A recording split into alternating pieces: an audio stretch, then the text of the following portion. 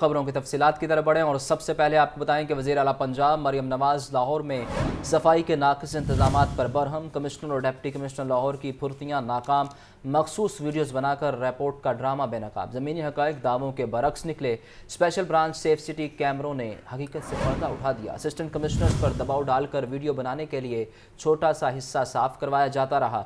وزیر اعلیٰ نے کمشنر لاہور زید بن مقصود، ڈپٹی کمشنر سید موسیٰ رضا کو 2 دن کی مہلت دے دی۔ مزید جانتے ہیں بیورو چیف حسن رضا سے۔ جی حسن، اس بارے اپڈیٹ کیجیے گا۔ لیکن وزیر اعلیٰ پنجاب مریم نواز کی سربراہی میں لاہور کے انتظامی معاملات اور لاہور ڈیولپمنٹ پروجیکٹ اور لاہور کی صفائی سے متعلق عامی اجلاس ہوا۔ اس کی اندرونی کہانی سامنے آ گئی۔ وزیر اعلیٰ پنجاب مریم نواز لاہور میں انتہائی ناقص صفائی ہونے پر برہم ہوئی۔ کمشنر لاہور زید بن مقصود اور ڈپٹی کمشنر لاہور موسیٰ رضا کو 2 دن کی مہلت دے دی۔ Commissioner Lahore deputy commissioner Lahore کی پھرتیاں ناکام ہو گئی۔ تقریباً 2 ماہ میں 100 سے زائد دورے کر کے ویڈیو والا حکام کو پیش کیا۔ دورے پر 200 سے زائد صفائی ورکر روٹ پروٹوکول ڈیوٹی دینے میں مصروف رہے اور ضلع انتظامیہ ذرائع کا یہ کہنا ہے کہ صفائی عملہ کام چھوڑ کر ڈپٹی کمشنر لاہور کے روزانہ طویل دوروں پر پروٹوکول دیتا رہا۔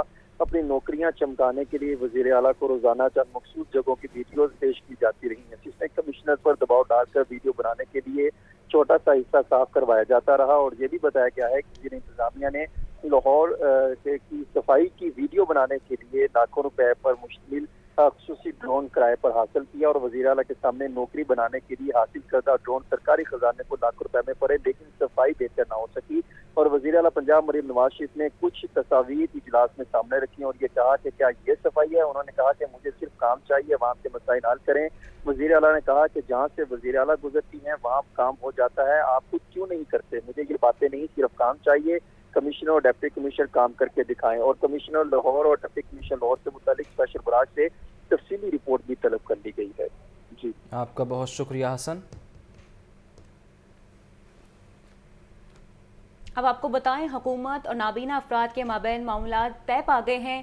صوبائی وزیر social welfare Sohail Shaukat but نے مطالبات منظوری کے لیے 25 نومبر تک کا وقت دے دیا۔ نابینا افراد نے صوبائی وزیر کی یقین دہانی پر دھرنا 3 دسمبر تک مؤخر کر دیا۔ مظاہرین کا کہنا ہے کہ 25 نومبر تک اگر مطالبات منظور نہ ہوئے تو 3 دسمبر کو دوبارہ دھرنا دیا جائے گا۔ زین علی سے مزید جانتے ہیں۔ زین، بتائیے اس بارے۔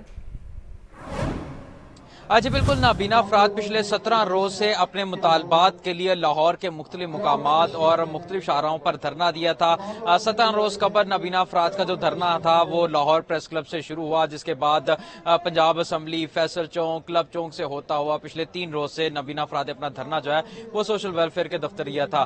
17 روز بعد ان کے مطالبات جو ہیں وہ اب اس معاملے میں بڑی پیش رفت ہوئی ہے کہ سہیل شوکت پر منسٹر سوشل ویلفیئر سے ان کے مذاکرات ہوئے ہیں اور منسٹر کی جانب سے انہیں 25 نومبر تک کی جو ہے وہ ڈیڈ لائن دی گئی ہے کہ 25 نومبر تک آپ کے مطالبات جو ہے وہ تسلیم کر لیے جائیں گے، تب تک اپنا جو دھرنا ہے وہ مؤخر کر دے، جس کے بعد نابینا افراد نے جو ہے وہ اپنے دھرنا جو ہے وہ 3 دسمبر تک مؤخر کیا ہے۔ مزید ہم نابینا افراد سے بات کرتے ہیں۔ آپ بتائیے گا، آپ کہہ رہے تھے کہ تحریری طور پر ہمیں لکھ کر دیں، اگر نوٹیفکیشن نہیں دینا تو ہمیں ایٹ لیسٹ ایک ایگریمنٹ سائن کر لیں کہ اس طریقوں کو آپ کے مان لیں گے۔ اب آپ دوبارہ پھر اسی یقین دہانی پہ اور اسی پر جو ہے وہ اتفاق کر گئے اور اپنا دھرنا مؤخر کر رہے ہیں؟ جی بسم اللہ الرحمن الرحیم، بہت شکریہ آپ کا۔ بات ہے سر کہ ہمارے پاس اور کوئی حل نہیں ہے، ہمارے پاس خلائی مخلوق نہیں ہے، ہمارے پاس کوئی ایسا سسٹم نہیں ہے کہ ہم جسے بیچ میں ڈلوا کے معاملات کروا لیں، نہ ادارے سب ان کے ہینڈ اوور ہیں، تو ہم جو ہے نا تھک کے آ کے یہی ان کی بات مان لیتے ہیں، ٹرسٹ کرنا پڑتا ہے۔ 30 دفعہ یہ ٹرسٹ ہے ہمارا، 3rd ٹائم، تو ہم ان کی بات پہ پھر یقین کر لیتے ہیں۔ تو بات یہ کہ ہمت تو ہم بھی نہیں ہاریں گے، اگر 9 سالوں میں نہیں نہ ہارے احتجاج کر کے تو آگے بھی نہیں ہاریں گے۔ 25 نومبر کو دور نہیں، یہ پڑا سامنے، تو انشاءاللہ یہ جیسی کراس کریں گے تو انشاءاللہ پھر ہم سڑکوں پہ آ جائیں گے۔ ہم بھی ان سے جب تک اپنے حق نہیں بنوا لیتے، اپنی پالیسی نہیں بنا لیتے، قانون نہیں بنوا لیتے، یہ پنجاب اسمبلی ہمارے لیے، انسانوں کے لیے ہے، ہمارے لیے قانون بنتے ہیں، جب تک ہم اس میں اپنا قانون نہیں بنوا لیں گے انشاءاللہ تب تک ہم باز نہیں آئیں گے۔ اچھا بالکل، نابینا افراد کی بھی آپ نے بات سنی، ان کا کہنا تھا کہ جو ان کے مطالبات ہیں وہ تو تقریباً سارے مان لیے گئے ہیں اور 25 نومبر کی جو ڈیڈ لائن ہے وہ دی گئی ہے۔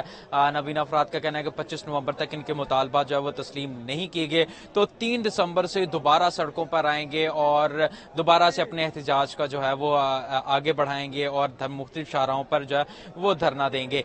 इस साल में तीसरा धरना था नबीना अफराद की जानिब से। पहला धरना जो अप्रैल में दिया गया, फिर दूसरा धरना जुलाई में, जबकि तीसरा धरना जो है वो 17 रोज हो चुके हैं। उसको भी अब वो भी एक यकीन दहानी पर जो social welfare minister social welfare Suhail Shaukat but की जानिब से जो करवाई गई है, उसी एक यकीन दहानी पर जो अपने धरना है वो 3 दिसंबर तक मौखर कर रहे हैं। जी बहुत शुक्रिया ज़ैन अली। साबिक वज़ीर-ए-आज़म पाकिस्तान राजा परवेज़ अशरफ और हसन मुर्तज़ा मौलाटाउन में प्रेस कॉन्फ्रेंस कर रहे हैं। बराह रास्त लिए चलते हैं। वो लोग अदालतों में खजल ख़राब होते हैं इंसाफ के असूल के लिए, और अगर कोई वालिद ने कोई काम शुरू किया है, कोई अदालत से इंसाफ की तवक्को रखी है, तो हो सकता है उसका पोता या फिर उसका बेटा आ जाए और वो सिलसिला ख़त्म नहीं होता। और उसकी बुनियादी वजह ये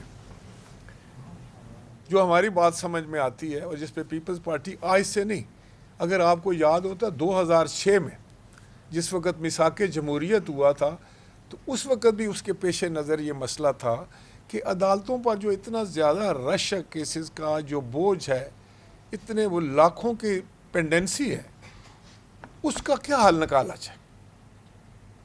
सुप्रीम कोर्ट की एक महदूद तादाद है जजेस की, वो जिस वक्त फुल कोर्ट रेफरेंस बनता है या कोई बड़ा बेंच बनता है, तो दूसरे जो आम आदमी के केसेस हैं वो तो पीछे चले जाते हैं, महीनों नहीं बल्कि सालों उनको जो है वो सुनवाई नहीं होती।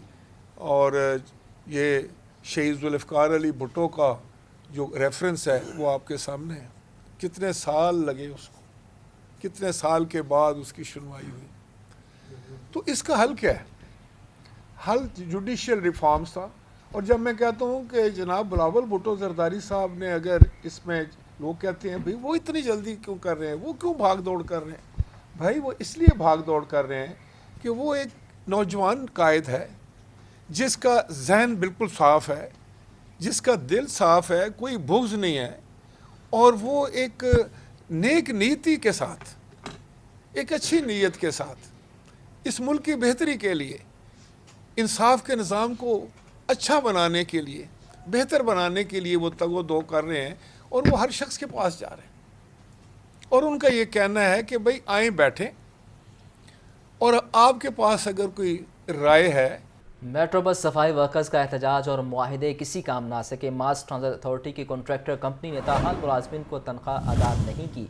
मेट्रो बस पर सफाई की जिम्मेदारी संभालने वाली कंपनी का मुलाजमिन से नारवा सलूक। मेट्रो बस के बेशतर सफाई वर्कर्स गुज़िश्ता 2 माह से तनख्वाहों से महरूम। सफाई वर्कर्स ने तनख्वाहें न मिलने तक फिर सफाई का काम करने से इनकार कर दिया। मजीद जानते हैं ज़ैनुल आबिदीन से। जी ज़ैन, इस बारे आगाह कीजिएगा। ये मेट्रो बस पर काम करने वाले जो सफाई वर्कर्स हैं उनकी तरफ से बारहा एहतजाज भी किया गया और कंपनी की तरफ से मुआहदे भी किए गए, लेकिन ये एहतजाज और मुआहदे सारे रायगा गए हैं।